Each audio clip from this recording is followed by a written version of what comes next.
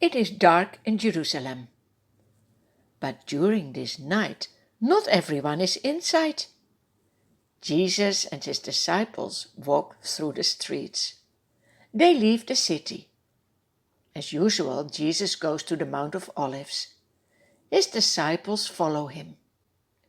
Would you like to follow Jesus wherever he goes? Jesus and the disciples cross the Kidron Valley. On the other side of the valley, at the foot of the Mount of Olives, is a garden.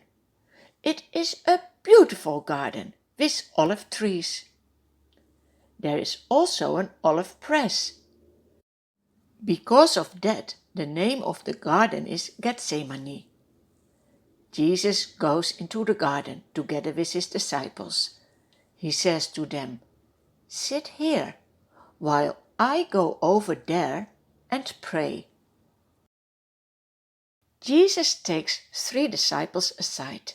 He asks Peter, James, and John to come along with him. Jesus knows that now it's almost the time that he will die.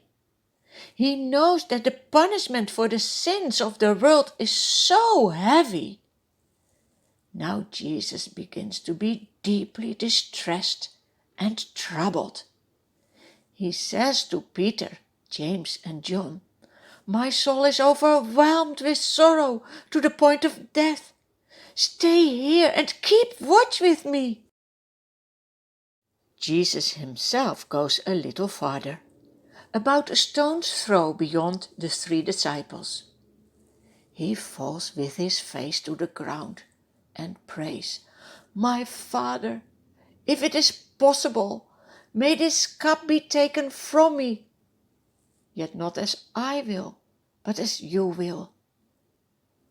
What does Jesus mean with this cup? Well, when you are thirsty, you will take a cup full of water, or full with any other drink. Now Jesus compares his suffering also with a cup. It is full with the wrath of his Father because of the sins of the world. Imagine you have to drink such a cup. Jesus is so scared, but at the same time he wants to do what his Father wants.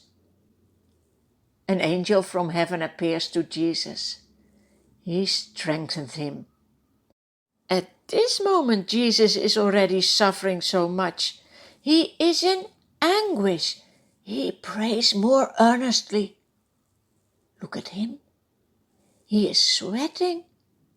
His sweat is like drops of blood falling on the ground. What a suffering! Then Jesus rises from prayer. He goes back to the disciples. When he returns to them, he finds them sleeping. "Why are you sleeping?" he asks. Then he says to Peter, "Simon, are you asleep?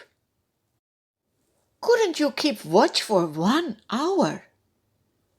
Then Jesus says to his disciples, "Watch and pray, so that you will not fall into temptation." That's also what Jesus asks from us. We need to watch and pray. He knows that we can be willing to obey God, but at the same time we are so weak and fall in sin so easily. That's why we need to watch and pray if Jesus will help us to do what God wants us to do. Jesus goes away a second time to pray.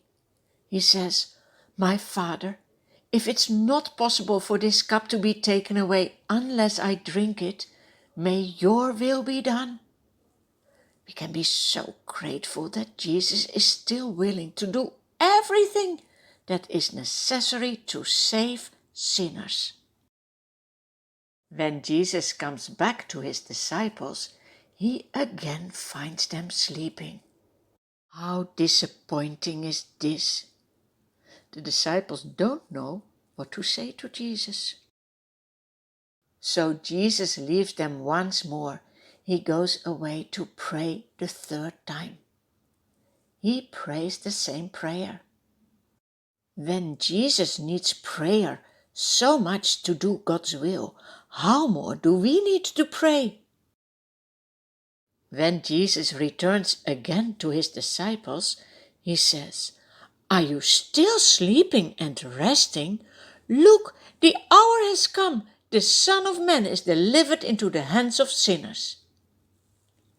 Do you know who is the Son of Man? That is Jesus himself. Jesus knows what will happen to him, but he doesn't run away for it. How great is his love for sinners! How great is his love for you! Jesus says, "Rise, let us go. Here comes my betrayer."